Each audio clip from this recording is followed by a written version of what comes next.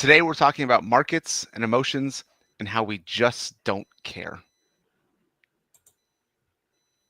Welcome to the Mind Money Spectrum podcast, where your hosts, Aaron and Trishul Patel, go beyond traditional finance questions to help you explore how to use your money to achieve the freedom you want in life.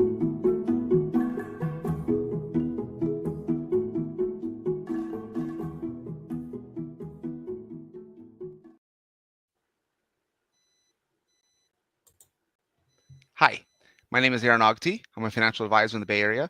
I'm here with Trishul Patel, a wealth manager on the East Coast. Hey, Aaron, great to be here today. And thanks everybody for listening and watching. Great to be here as well.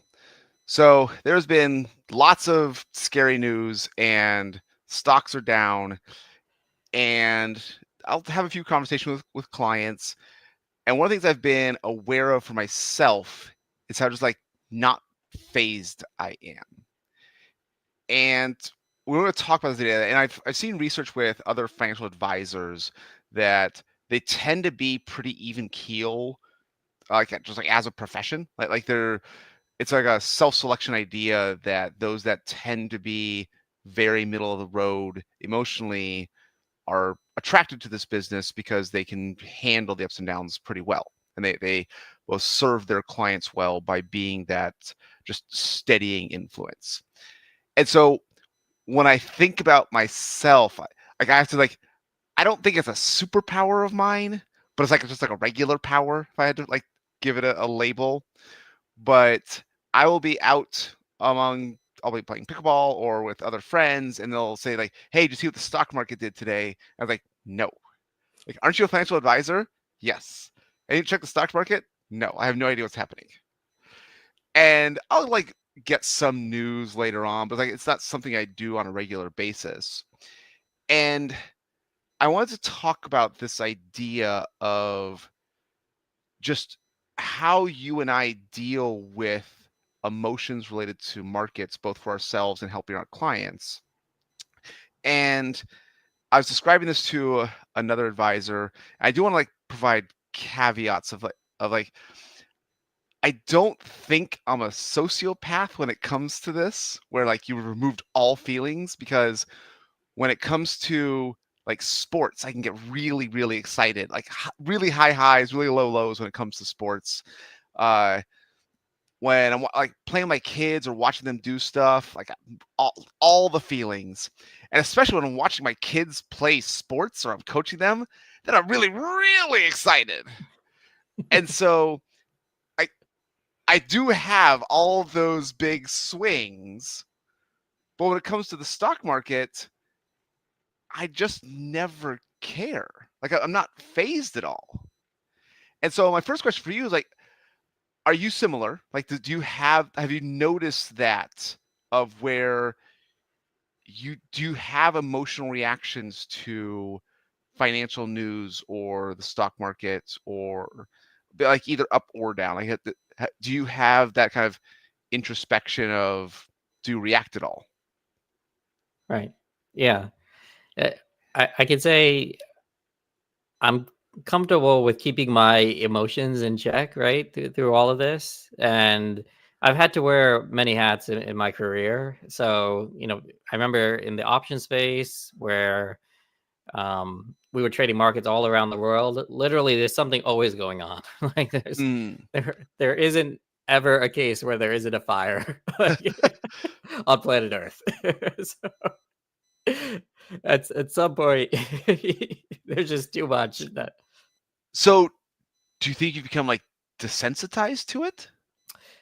No, I think I just, like you said, maybe there's some self-selection bias here where just part of your personality, if you're going to be doing this, you can't be incredibly emotionally swayed by, all the things that can potentially happen, which are of great magnitude for sure. But, you have to titrate that and compartmentalize it in terms of how it might actually impact what you're doing, right? And be able to make rational decisions under these very stressful circumstances. So yeah, certainly in the in the options market, it was like that. And then, I also had the luxury of being in the hedge fund space during Trump's first term. So, that was a situation where we got to see a lot of this turbulence in real time, where it was specifically my job to be on top of what's going on a pretty much a per minute basis in terms of what's going on in the news. I mentioned in like a conversation or two ago that I was trading volatility, which is the fear gauge of the markets, and it was very closely tied to Tubbs Streets during his first. Okay. That's something we were acutely aware of, especially when he had his spats with Kim Jong-il, and they were going off with their back and forth of the missiles and all of that. And I recall many late night conversations at like 2-3 a.m. on, oh no, another tweet. Oh no, another tweet. Here we go again. So, there have been times where I've been very acutely aware of what's going on, because essentially it was my career. But, certainly when it comes to the markets from a passive standpoint, it's a whole different story because it's a different ballgame. You don't really need to be aware of what's going on because the premise with a passive strategy, which is what I have been doing with pretty much most of my life savings and what I do with my clients and myself, within my practice, is it's passive in nature. So what that means is we've already reduced the risks so that each client and each individual and myself, we're comfortable with riding out the market turbulence, whatever happens to transpire. And then the notion is, okay, we prepared for this. We knew it was going to happen. It happened. There's nothing really to do except, potentially take advantage of opportunistic tax loss harvesting or whatever it happens to be. But these are all strategic objectives. They're not tactical because of something that recently happened. Yeah. So I want to you had mentioned you keep your emotions in check and compartmentalize. Like, do you feel that? Oh yeah, I want to be careful about using that word because we talk about feelings. So do you think that you have these feelings and you're able to set them aside to make rational decisions, or are you not actually phased? Do you not have any feelings, like good or bad? Like, do you feel like, oh, the market went up a lot? Do you feel good about that? The market goes down. Do you feel bad? And then you set that aside to be able to make good rational decisions? Or does it not kind of show up on your radar? Or does it not just enter your brain at all? It was interesting. A little story popped in my head as you were saying that. We love stories. Please. I don't know if I should name the actual person, but one of these very high up investment managers, billionaire. One of my coworkers was going up in an elevator. He was on a higher floor than us, so he was in the elevator with him. And I guess my coworker asked him, "Don't you ever get phased, like when all this crazy stuff happens?" And the billionaire investor just kind of shrugged and said, "It's not my money." Oh. Obviously, that was more. That's kind of a joke, but I think more importantly, I think the approach that I always brought to it is, what does the data say? Like, what do we know? What do we don't know? Okay. And what does that mean in terms of what we should do from here? Okay. So I think I've been good at that. I've been good at the notion of, okay, here's what we decided. Here's our strategy. Here's our contingencies. Here's what the data is currently telling us. And, frankly, sometimes the right answer is we don't know, right? Yeah. There's not enough. A lot of the times it's just, look, there's not enough information here. Now, we need to have a plan for that. Often in the quantitative space, when we're building models and it comes across something exogenous, the instinct is always, oh, we got to override it because look, this situation has never been seen before. So we got to jump in and do something different. And what I always like to say is, well, every day something exogenous can happen, right? Just new things are going to happen from Mhm. now until infinity. You can't plan for it in every model. Otherwise, it'd be like a future seeing machine, right? Yeah, And yeah. there's just way too much noise when you make a prediction model. You're just looking for the slightest of slightest edges that Mhm. can basically show itself over large amounts of trials or data, or days, etc. So often my intuitive sense has always been to, okay, you stick with it, right? You stick with what you Okay. plan to do. You don't always jump ship when something new happens. And I have been able to compartmentalize that. I think it's just been something where it's been part of my nature to say, even though this is a very trying time, even though the sky is falling, you got to stick with what you know. So, okay, so it almost feels like we have two different paths of arriving at the same place. Because it feels like when you talk about like there's always a fire Yeah. and like you can't choose which one to overreact to or even kind of react. And so like it almost feels like you've become desensitized to you've seen so much news that it's now just kind of all noise and you let the passive strategy let the markets work out themselves over a long enough time frame. Like would that be a fair assessment of what you think of? Uh, I got to think back because I don't know if I was always like that or if I transitioned to that. I think it's kind of always been my temperament to follow the data, even from the Okay. beginning. So Okay. I don't know if a desensitization was required. It just kind of the approach I brought to it. Okay. Just going through it, it was a lot easier when the stakes were smaller, right? Mhm. Like when I first started, basically after you go through a few of these rodeos, Yeah. it does desensitize you a bit. Like I saw the crash in the .com, right? We Mhm. mentioned all that. I've lived through the great financial crisis when I had a good amount of assets invested. Yeah. So even what we're seeing today, we haven't seen anything yet. Like Yeah. Yeah. this is a walk in the park. In fact, we should expect more volatility than we've seen in the last few decades, right? Like it's been That that is so so that reminds me of a couple things. One, when like friends ask, like, "Oh, the market's down, like, are you worried?" I might go check the S&P 500 1 year trailing. yeah, Like I right. never year to date, but always the 1 year trailing.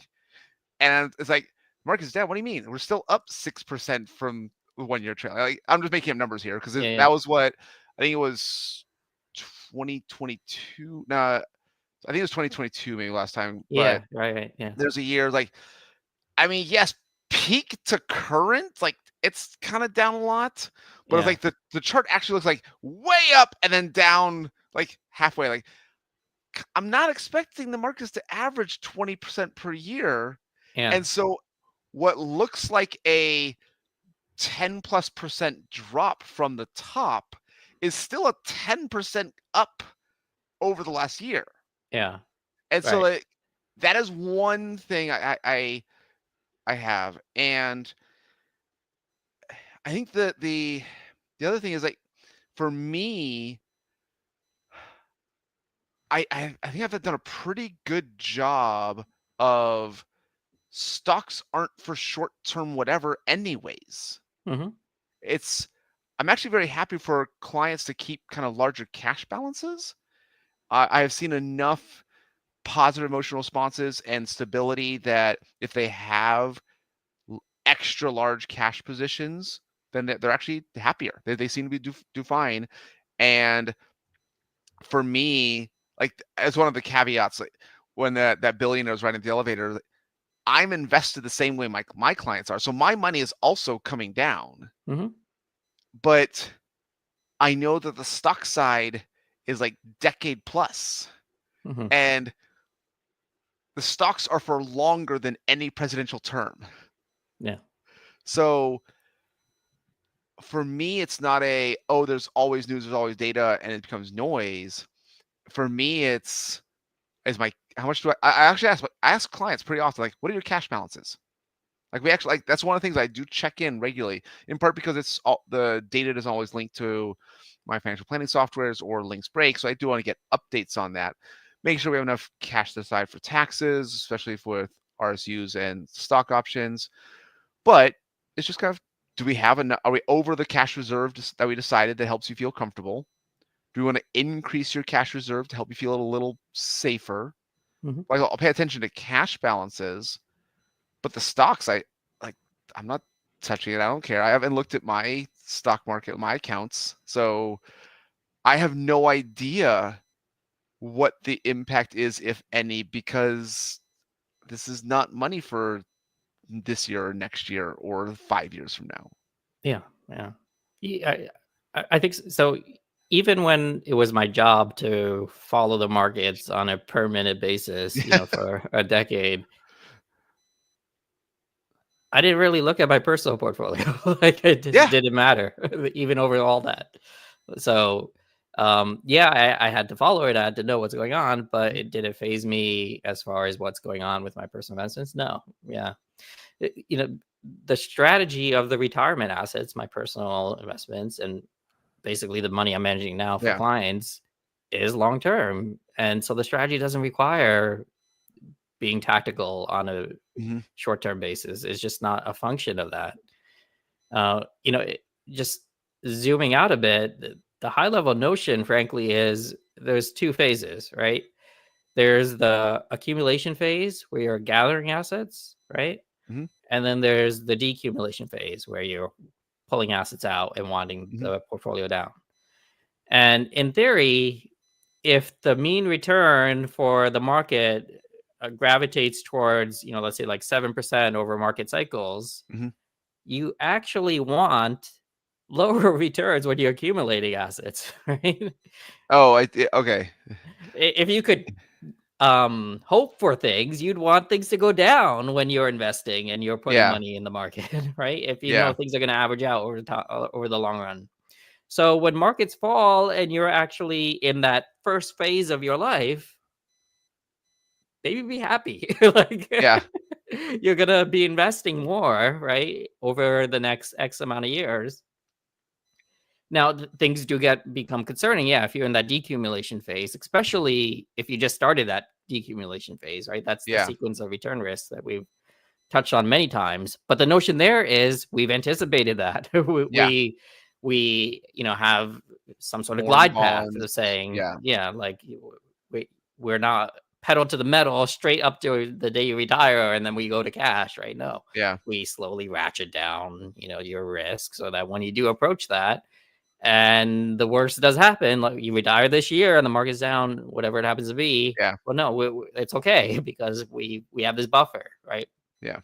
We've softened the leverage on your portfolio. It's not 100% stock anymore. Well, it's not 80-20 anymore. It's more closer to like 60% stock, 40% Yeah. bond, whatever you're comfortable with. Yeah.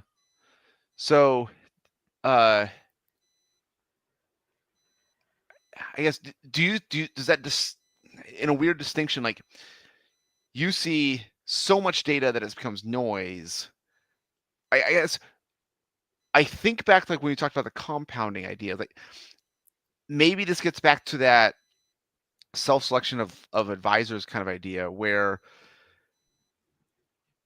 the conversations my wife and I have always feel like we're looking 5-10 years out. Mm-hmm. And that's like we have our day to day, like how do we make sure we get kids to all their school and sports stuff on time? Okay. And we have like when kids are out of the house, which is 10 years from now. Those are like the conversations we kind of have. Mm-hmm. And so I wonder if it's just again that self-structure, like do advisors tend to think long term anyways? And I'm not looking at 2026 at all. It's neither what I need to work on right now, nor is it long term like I don't say glide path, but like path that we'd like to work towards. Does that resonate for you? Sure. I mean, the whole long term aspect. I mean, my business is called investing forever. Like, it's kind of baked into the name, to the brand. So, like, I guess, do you think about 2026 at all? Well, okay, so from an investment standpoint, what is there to think about, right? Like, I don't know, Yeah. but no, right? But from a financial planning standpoint, sure, right? Because there's certain things on a per client basis that are important. Like, for example, 2025 Tax Cut and Job Act is set to roll off, Mm, right? So that might create planning opportunities, that might shed light on next year. But then, you have the trump card where things could be in any direction depending on whatever gets passed this year, whether it yeah. gets extended or not. But yeah, That those are that's a good all. point. Like I do have a couple clients where knowing we're selling something like one selling a property Yeah, in 2025, we're not going to sell this other thing in the same year. We're going to wait until 2026 so that we're kind of spreading out taxes over multiple years. So I yeah, guess right, that's a good point. There is still some planning ideas around that. right, yeah. So again, that's planning. It's not investing, right? That's Yeah, all.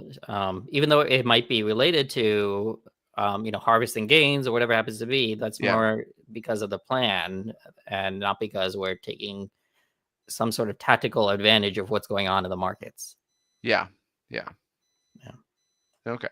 So I guess one of the things I keep coming back to, because I do want to talk about the idea of not feeling phased, but Hmm. this now in reverse. So I've written something on my website several years ago, um, and it came up because I was looking for my own writings about the Serenity Prayer, and I'll get to that in a second. Hmm.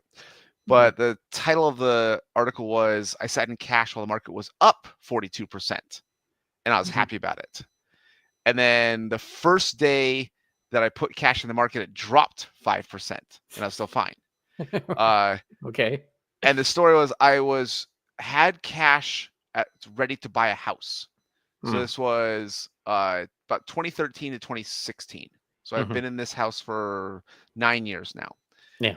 Uh, and the market was up 42% in that time frame. Yeah. But like Right. I knew I can't invest this because this is the cash I need as the down payment for the house. And so we had saved into it. So we have some extra cash, and then I can actually look up the day that I made. Like, okay, we have extra cash. We've bought the house. Time to invest it. By the time like the cash gets transferred into the investment account, Yeah. purchases are made, is the day before the Brexit vote. Yeah. And so I can look up the date if I wanted to, but it's like the first day drops 5%. First Right. day. And it's one of those things of, yes, I could have dollar cost average. Like, there's other emotional reactions. Like, but one, I wasn't like, no, I don't need this money anymore. It's no longer short term down payment house money. It's Yeah. now long term financial independence money. And actually turned into like helping me start the business idea. Right. But again, that's like long term money, and I use that as an example where even if I knew the market was going to drop 5% that first day, and I decided to do like a dollar cost average over a month period. I don't know if you remember this Hmm. time frame. A month later is still higher. It dropped Right. 5% in one day and then still was higher a month later. Right. Yeah. And it speaks to that idea of like what you're talking about, like we just don't know. And so any other strategy I could have done, like other than like wait exactly one day. Hmm. Like that's the only theoretical strategy that could have made money. But even then, like I'm not going to Yeah. make that kind of prediction. Right. Yeah. Any other reasonable strategy I could have employed would have actually cost me more money. Hmm. Where dollar cost average, do half now, half later, like Yeah. whatever you want to do. And so a lot of times, just no, you get in the market and we'll see what happens. Like I don't care. It's no longer short term money. It's now long term money, and wasn't phased by it. Yeah. I should hitch on a few things. For example, when you said you're comfortable with clients maintaining a large amount of cash, I just want to clarify or confirm that It's not because they're looking to time the market if it happens to drop and then jump in. It's just because they like the cash for Yeah, security purposes. It makes them correct. feel more Correct. comfortable. It's usually okay, we need this much cash set aside for taxes because we Yeah. had some stock sale Yeah. or RSU vesting. Uh, we have these projects that you'd like to do this year or next year, Hmm. buy a car, work on the house, something like that. And then it's like just regular cash reserve. Yeah. So one of Emergency my fund. clients, she was in her late or early 30s at the time. I think she may have been like 33, 35, and she was just a little scared and wasn't sure about holding or wasn't sure about investing too much long term. Her parents have had some bad experiences, so she had $100,000 as a cash reserve in her early Hmm. 30s, and her total annual expenses were like 40K. So Right. she had a good income and she was able to Yeah. save a lot, but she was holding 2.5 years worth of expenses as a cash reserve.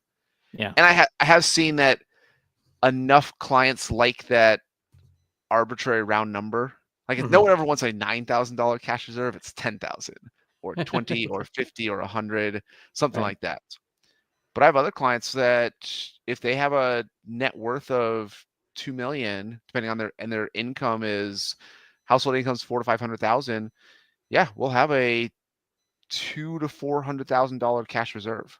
Hmm. Like we acknowledge the opportunity cost idea. Like, okay, this means that you probably have to save a little bit more for retirement, or you have to work an extra year or two on the back end, depending on how investments do. But we'll keep a couple $100,000 in cash, and it just helps them feel better. Hmm. Yeah. And I say like cash reserve, we're never gonna touch. Hopefully, like it's just gonna let it sit there earning interest. And back what 6 years ago ish, 7 years ago, uh, nothing was paying any interest, so I didn't even care about the interest rate. Right. Now it's like, okay, let's make sure we've moved to something in the 3.5% to 5% range, depending on current interest rates. We're no Right. longer in that 0.1% savings account that the banks don't seem to want to increase. Yeah. Right. So it's a little like, okay, let's make sure we're getting something. But yeah, six-ish years ago, Yeah. no one was paying anything, so I didn't care what the interest rate was. Yeah. But I think that's the idea. Like, if you are thinking short term, 2025, 2026, that's cash. I don't Yeah. like, we're not using any kind of stock market strategy for that 1 or 2 year time frame. Yeah.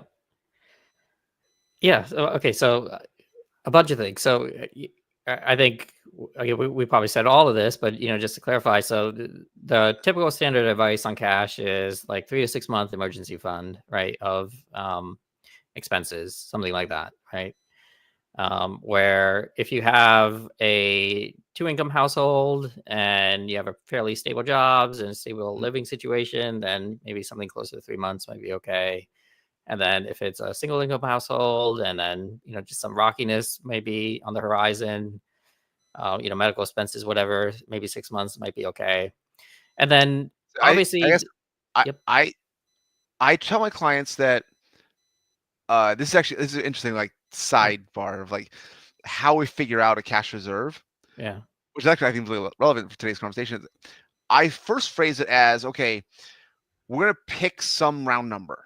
Go yep, pick whatever sounds good in your heart, sounds good in your yeah, belly, kind of thing. right, I actually say 6 to 12 months of expenses, but it's like it's okay, not 6 to 12 months of income, it's 6 to 12 yeah, months of expenses. yeah, yeah, yeah, for sure. Uh, like let's use that as a rough guide.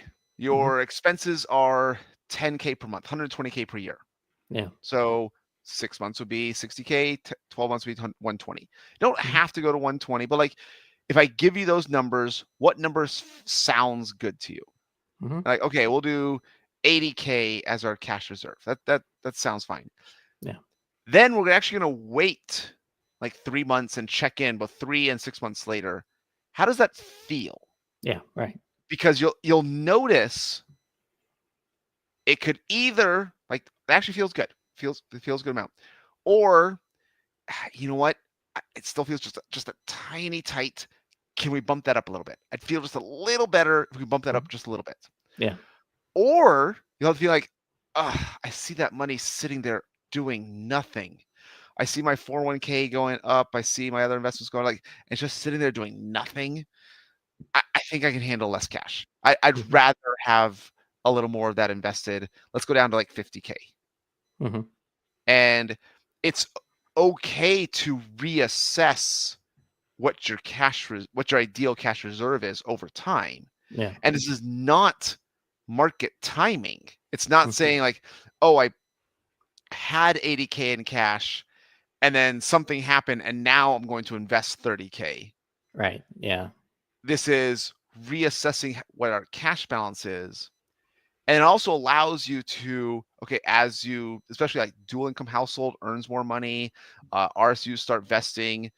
We've identified, okay, here's how much we're setting aside for taxes. Here's how much for like projects and expenses in this 1 or 2 years.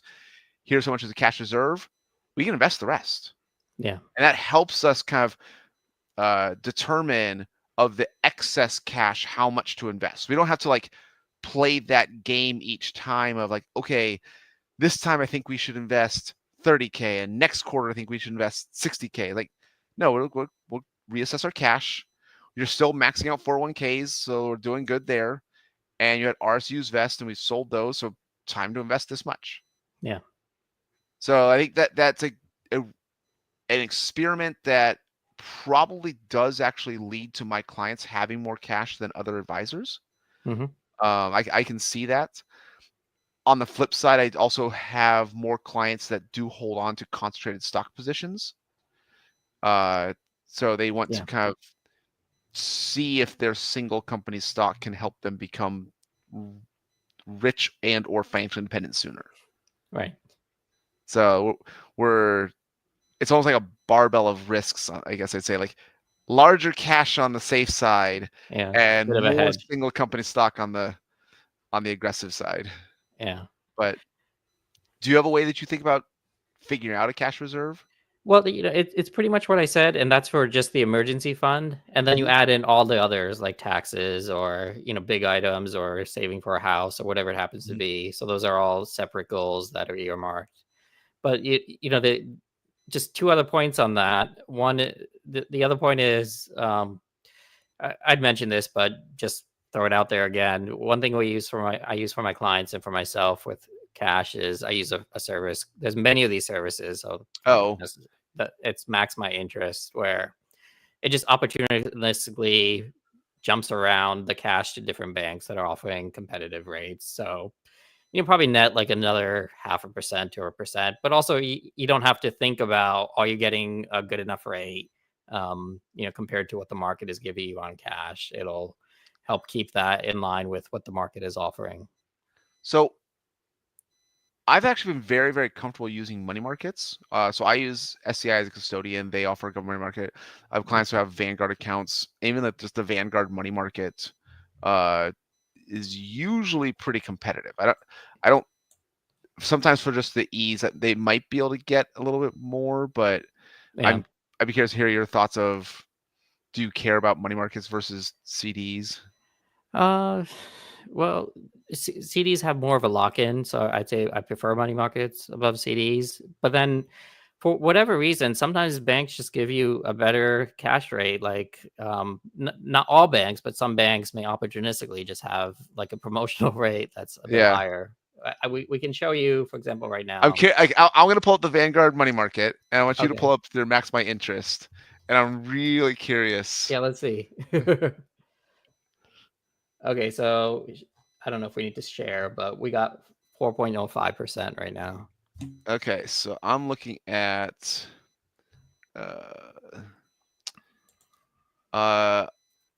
the Vanguard Cash Reserves Federal Money Market Fund. Add more shares at 4.24%. Okay. Yeah. So. Yeah. All the money markets are 4.24, 4.23. Yeah. So a few things. These can be higher. They can be just because of right, and money market could be whatever. I don't think it's going to be life changing either way. it does. There is fluctuation in the interest rate Yeah, more with a money market, it'll where fluctuate on the daily. yeah, uh, so that's like they have to get that current date. And I would say a couple months ago it might have been below 4, so this is back up Yeah. above 4. So I guess what I'm saying is they're both heading towards the same new normal, and sometimes one will under or Yeah, overshoot, but they're all it should wash out. I I guess agree. is I the point. agree. Yeah. So it's kind of like whatever's easier for you. Like don't spend too much time trying to like Yeah. as long as you're getting 4-ish and not 0.1, we're Yeah. good. Just to confirm, is the money market subject to SIPCA or FDIC? SIPCA, Yeah. So the SIPC, yeah. other slight benefit is these are subject to FDIC, which has a stronger insurance backing. Okay, so I want to double check. Do you know of any stories of anyone losing money in a money market? Like I know in 2008 Yeah, when it that broke was the the buck, story. Yeah. and withdrawals were frozen, so you couldn't get money out hmm for about a week or so. Yeah. But I don't know of anyone who actually lost money in a money market.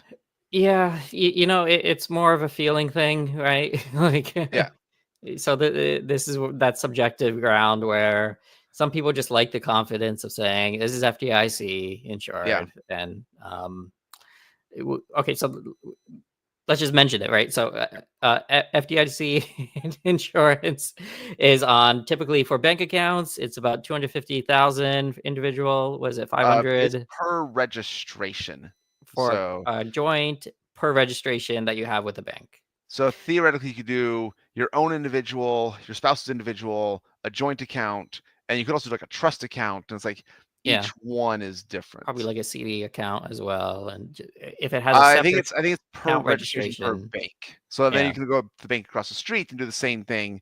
So you yeah. could get 1 million of FDIC insurance across a household.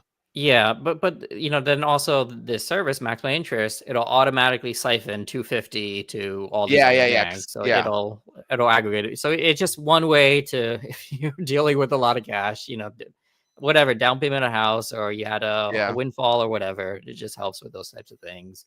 So okay, that's FDIC for SIPCA. It's a little different because this is insurance program for brokerage accounts. And it's not used to guarantee against losses like FDIC because brokerage accounts are supposed to go up and down, right? Yeah. Like they will lose money, right? That's by design at times, but it's designed to prevent. It's more about fraud, right, and Mhm. about misdeeds that are happening rather than insuring against losses. So the protections may not be as great. Uh, so that's why some people prefer the FDIC. For example, when I custody assets for my clients at Schwab, we have the choice of is the money held in a custodial account that's FDIC protected or SIPCO protected. I always choose FDIC just because A, we don't hold so much cash anyway with Yeah. brokerage accounts, but B, just why not just have that one less thing to worry about. Okay.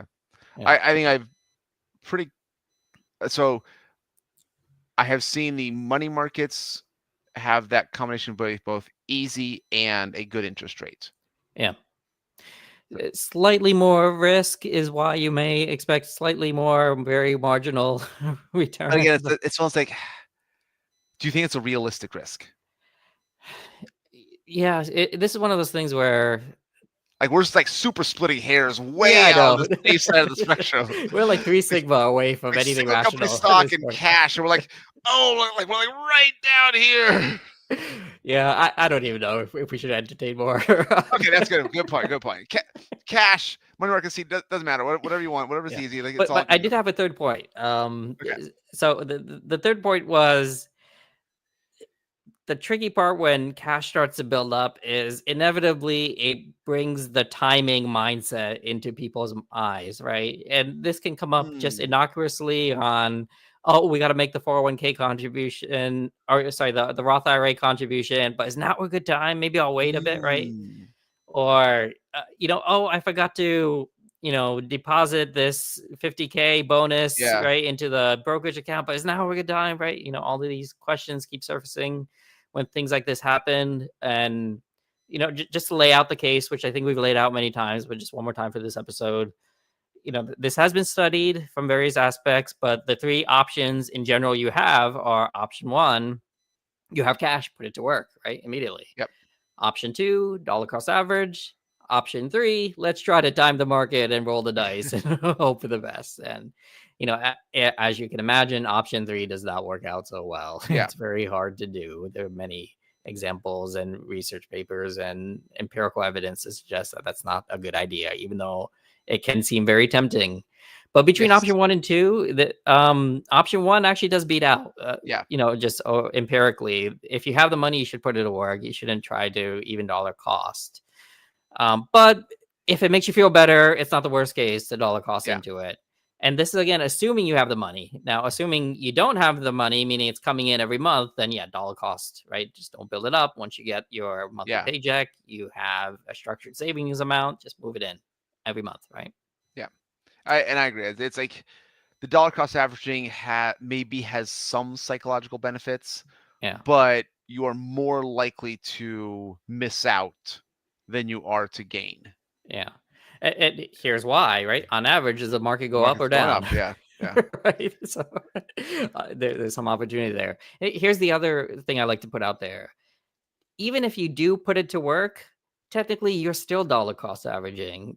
Here's why. You're not just investing now and never again, right? You're going to be Yeah. investing literally forever, right? Yeah. So for the rest of your life, at least. So each individual instance is another opportunity to kind of dollar cost, right? To average Yeah. out your risk. So just because it seems like a lot, that 7,000 you're putting to work all at once, going to be doing that year after year after year after year. So eventually you may hit some good ones and you may hit some bad Yeah. ones, but on average it should wash out. Yeah. Yeah. I personally, again, I wrote about this. I put it all in one time, lost 5% in a single day. Like, Yeah. But one, it is so much easier. Yeah. It's just set, like, put it in the money and then forget it. Like, Yeah. and there's like, I do something wonder the psychological benefits of, just in case it drops the first day, like, you protected yourself. Like, oh, at least I didn't put all of it in there. But then it's like, watch the market as it goes up and down over that time frame until you put the next one in. Like, I don't know if you actually feel better the second time you put money in. It's a slippery slope. You're opening up a lot of opportunity to let your emotions be played with. Yes. Yeah. Because you once you let your emotions get triggered a little bit, they love it, right? They love that. It's like candy for your emotions. It gets that dopamine spike. It's like what was that? So the reason why gambling is so effective to keep people hooked, right, is because for many individuals they feel better when they almost win but don't than when they actually win. I've never even seen that. That is interesting. Yeah, so that's why it's so compelling, because you get that rush from almost winning but not actually winning. Like that's where you get the biggest spike in emotional response. So I have seen some reports that online betting, especially like FanDuel and DraftKings, most of their profits come from parlays. Mm-hmm. Do you know what a parlay is? I can guess. You jump off of another bet to No. A parlay is you pick like 3 to 12, like it could actually be even more, but 3 to 12 different events. You can combine a game result, a score result, like an over-under. You buy like an individual player result, and you are kind of multiplying the odds of each one of these. And so you could end up with a parlay of, say, 10 games. So especially like on an NFL weekend where all the games are happening at the same time, you quickly, like, each one is like a 2 to the 10th kind of thing. Okay. Yeah. And so you can see In fact, I'm going to do this. Let's say you just bet a spread for 10 games. And you can theoretically turn your $100 into $10,000 if you can get all 10 games. Okay. But most people, like you said, that feeling like they'll get 8 out of 10 or 9 out of 10, and they were so close. Right. Like, oh man, Yeah. I got 9 out of 10. If I just bet them individually, Yeah. you would have made money. Yeah. Right. But because it doesn't have that multiplication factor Yeah. that the parlays require, which is it's so unlikely to happen, which is why the payoff is so big. They make so much money on these parlays. Like this, it has been their most profitable thing because it feeds both that big payoff idea. Like, I don't want to bet $100 to win $100. That's boring. I want to bet $100 to win 10,000. And it's so unlikely that that's how the online bettors make their money. Yeah. I mean, obviously it's rife with all these different biases that get capitalized on. So it's actually gotten pretty sophisticated where if you get like the first 8 results in a row, the book knows that you could go hedge against those other 2 games. Right. And so they will offer to buy out your ticket for less. Yeah. It's like you've put in 100 and you've got the first 8 out of 10 games. Yeah. We'll buy your ticket for 2,000. Right. Not 10, but it's like 2,000. So like, and that's kind of like the way the math works out. Like you could actually it's a new expected value. Exactly. Yeah. And so like, do you cash in at like, oh, I put in 100, I've already up to 2,000. Do I try and quintuple, like trying to get the last 10, like the last 10K? So I only need 2 results now. Yeah. So yes, they have gotten really, really good at offering things that make themselves money, that get people to participate, that make themselves money. Yeah. It reminds me in the option selling world. We would offer to buy back. And the benefit to us is, you cross the spread twice now. Instead of letting it expire, right? And you cross the spread once, so you double the commission. Oh, that's interesting. Yeah, it's 2 trades, right? Technically. Yeah. Okay, so the last thing I wanted to mention, because I mentioned it before, and I think this is really relevant. I've written about, and we've discussed before, the Serenity Prayer. It was a prayer, but it's the same idea and the philosophy of what it still works. But it's, may I have the serenity to accept the things I cannot change, the courage to affect the things I can, and the wisdom to know the difference. And when it comes to feelings, especially related to stock markets and economy, like one of the biggest things is just what is in your control and what is out of your control. And the stock markets are out of your control. There's nothing you can do. And so you have to like let it go. Just let, and I think that's what I tend to think about for me personally, like how I have been able to not care is I've been doing this for 20 years now, almost, of it's out of, I've built up that idea, like it's out of my control, so I don't care.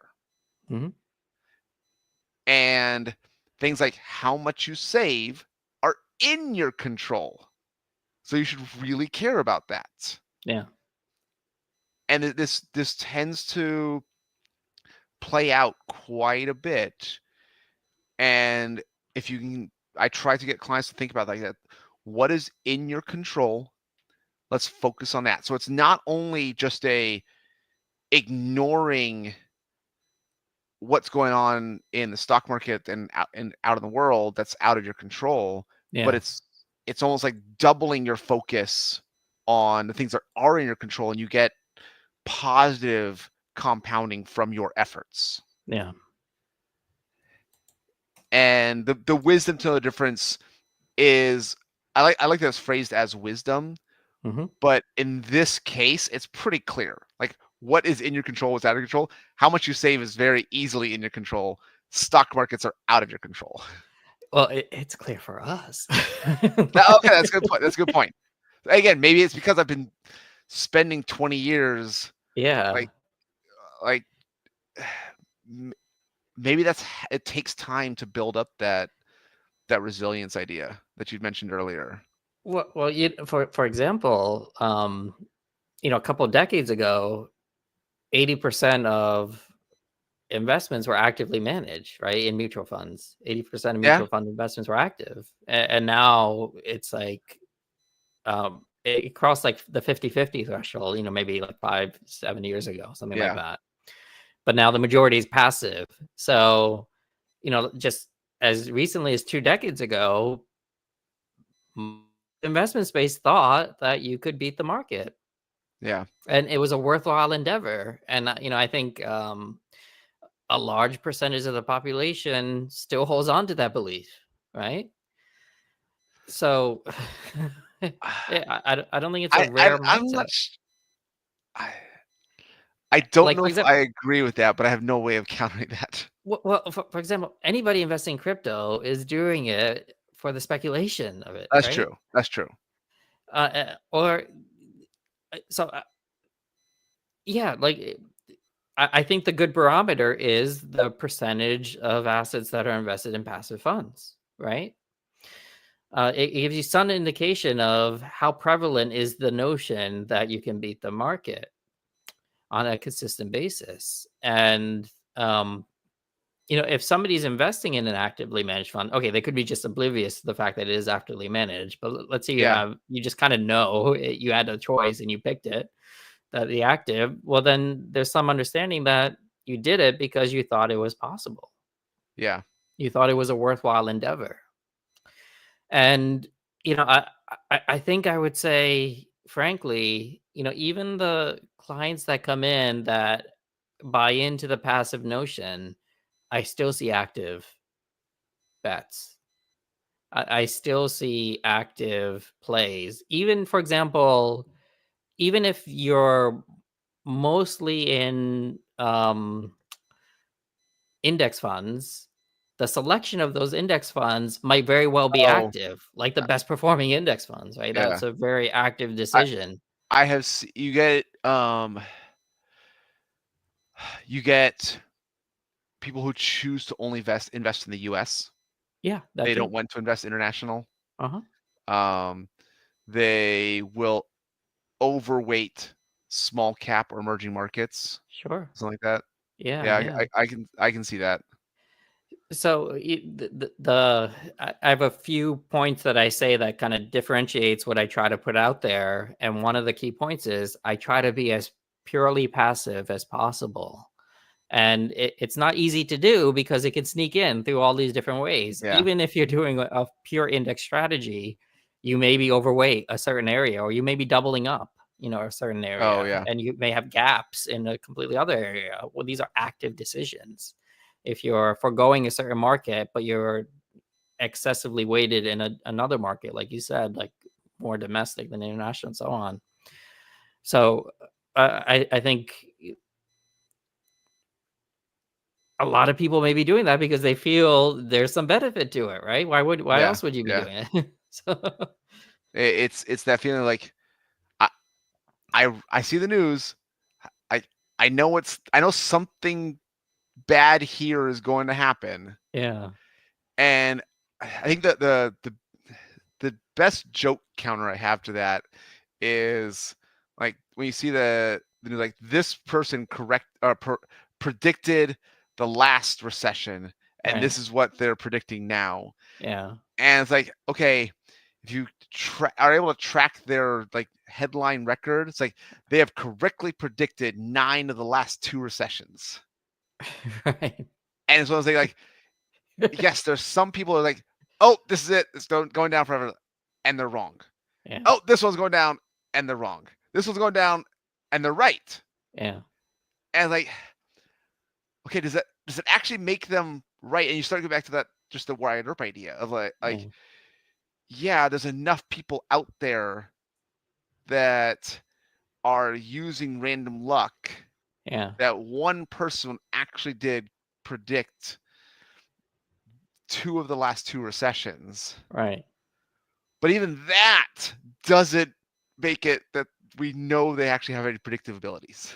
Yeah. Yeah. So, I think this notion is quite prevalent. Like the whole existence of CNBC, right, is to pervade the notion that all this information is useful for making important financial decisions, right? Yeah. And the countervalence is that it's not, but that doesn't get its own channel, right? Yeah. That's the Fox and the Hedgehog idea. The hedgehog, like, it's going down or it's going up, makes for great TV. And the fox is like, I mean, it could go down. It might go down a little bit. I might could go down more. It's probably like, okay, based on this economic, my guess is we're probably a 40% chance of going down more than a certain amount, but like a 6% chance it's still going up. Like, makes for horrible television. Right. Or just someone who says it doesn't matter. Yeah. Doesn't matter. It's like you and I are not ending up on TV as guests of CNBC anytime soon. Not anytime soon, no. If there's a doesn't matter CNBC, then sure. It's like I don't know, but let's check what happens in 2 years from now. Yeah, call me back with it. Right. So I think just one more point came across, because with the tariffs, for example, when this was one of those things where Trump said he was going to do it. Everybody knew he was going to do it. Okay. Everybody said the market was going to crash when he did do it. And he did do it, and the market crashed. Right? Okay. So then, then the question is, well, why didn't we do anything? Okay. My logical, like, assessing your thing is the jump from Trump said he was going to do it, so we knew he was going to do it. That's like no, just because he said something doesn't mean we actually know that he's going to do it. That's I think the broken link in your logical chain. Right. Okay. That being said,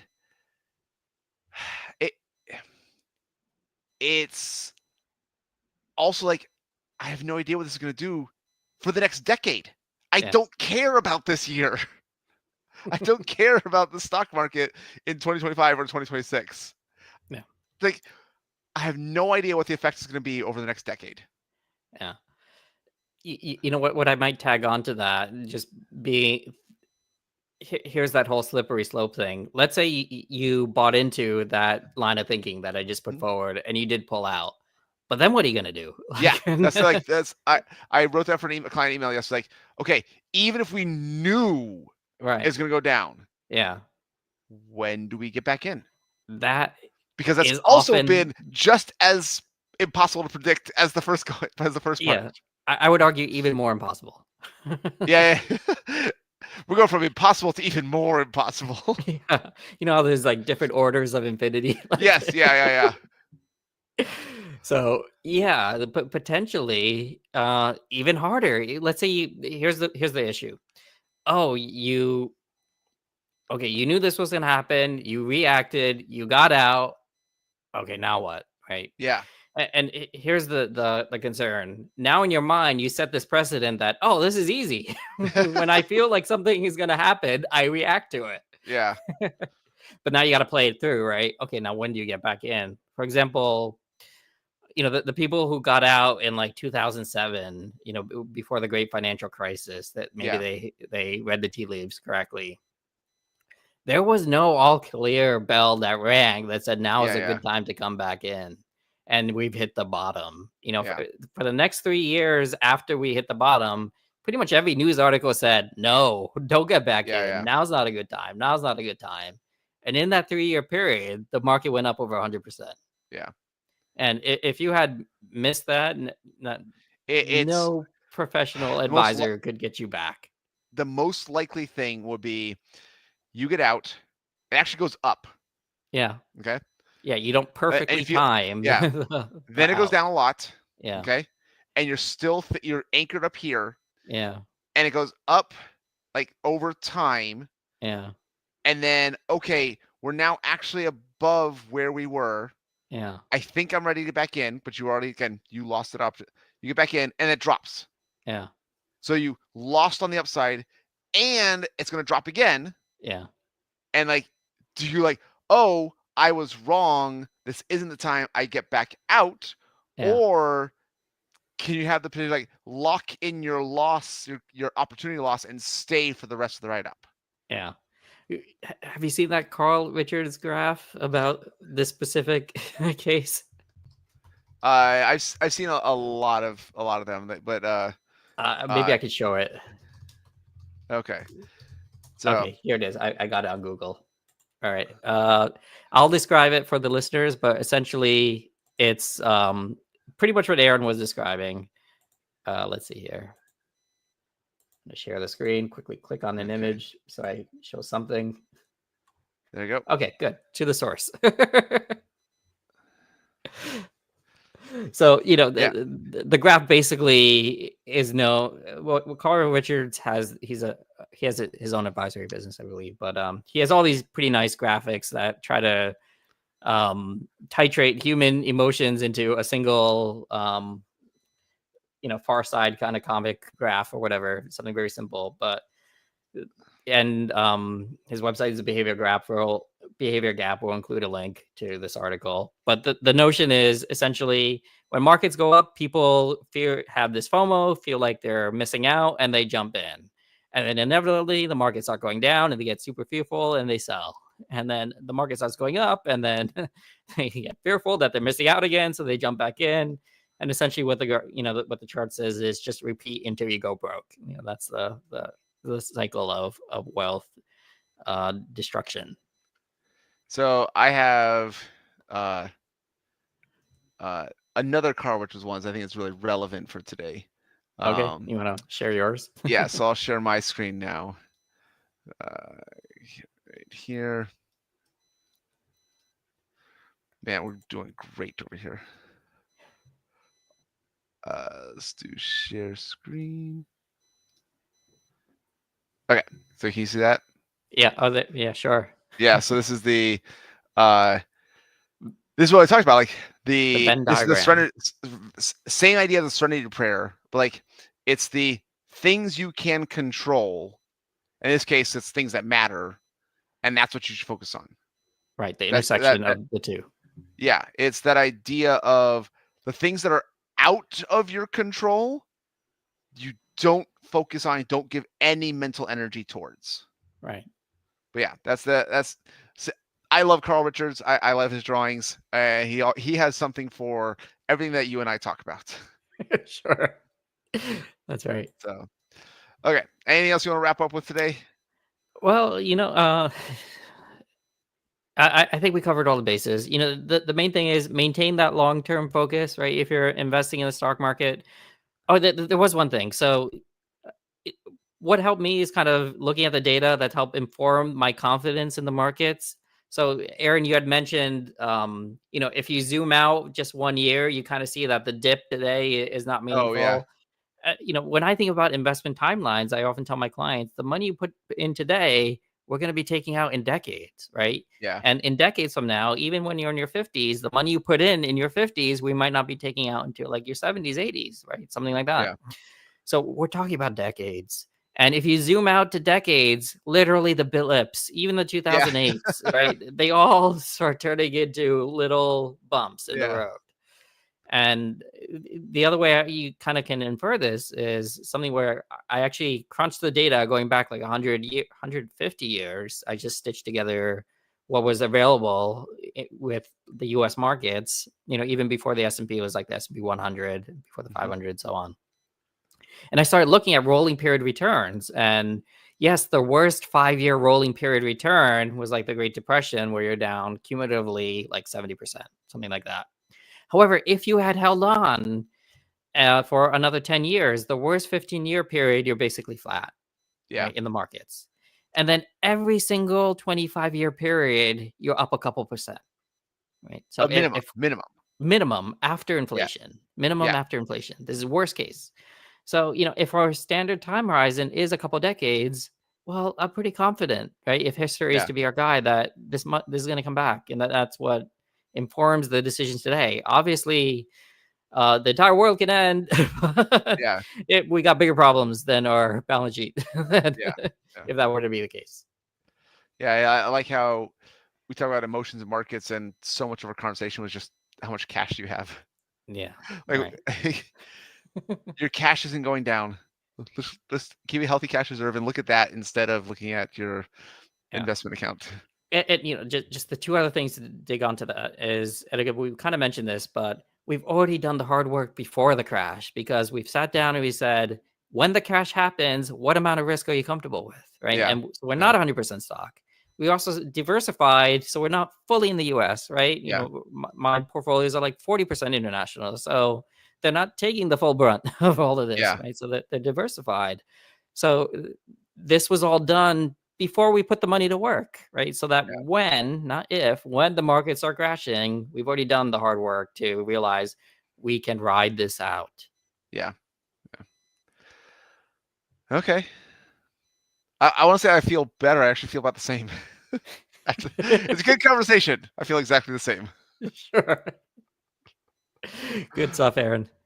Okay. I'll talk to you later, Trishul. Okay. Thanks, everybody, for listening. Thanks, Aaron. If you enjoy these conversations, do spread the word. Thanks. Bye. Bye.